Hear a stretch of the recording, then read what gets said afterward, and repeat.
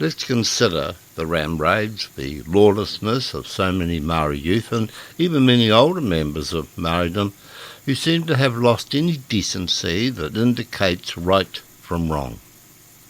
Are we witnessing the Maori youth arm of the Tribal Governance League establishing a legal appropriation of koha? The Maori youth have had their minds poisoned and given a different view to society living by their elders who truly believe that all their woes are directly related to those who are non-Maori. These Maori youths have been contaminated, they have been brainwashed and certainly lied to by their parents, their elders and any other Maori who preaches hate against anyone who is not Maori. I sense that many Maori youth now have an enhanced and legitimised reason to despise non-Maori, that's the colonisers, who are to blame for all of their woes. This has been instilled in them, of course, to some degree at home for a generation, but now that some of their politicians are giving the middle finger to Pākehā, they have a much reinforced mandate. This youth senses an opportunity for a takeover. That won't happen, of course, because all the youth are focused on is short-term disruption and what's yours is mine mindset.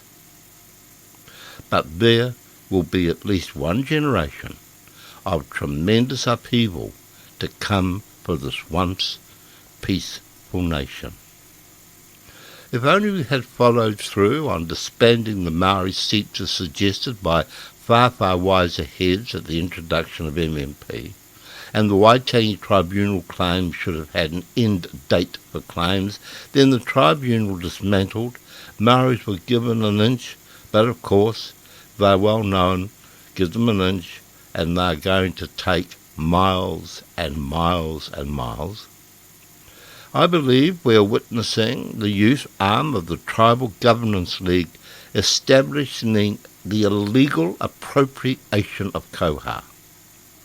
Koha is described as a payment in kind or a gift, yet I believe in the present situation it is also considered by both the youths and the parliamentary squad to be type of reparation.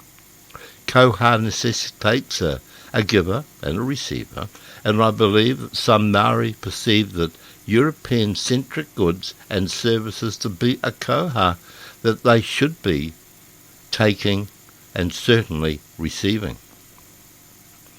New Zealand is trapped in the past of its feel-good, New Zealand pure ethos, which has made this country great. Never in our wildest nightmares could we have anticipated the present pack of activist brigands making off with the country silver, but they have, and our government has allowed them. It's in the unseemly downward spiral that the tribal youth are taking their lead.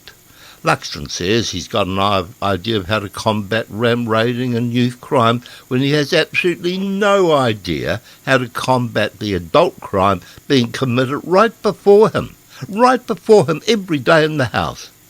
That is just deadpan irony. As a society, we believe that the younger generation can learn from the preceding one, but what have they learned?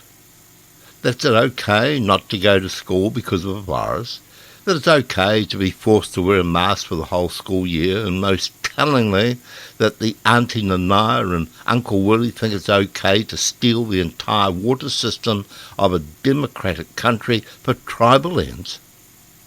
Clip the ticket and you'll never have to work again.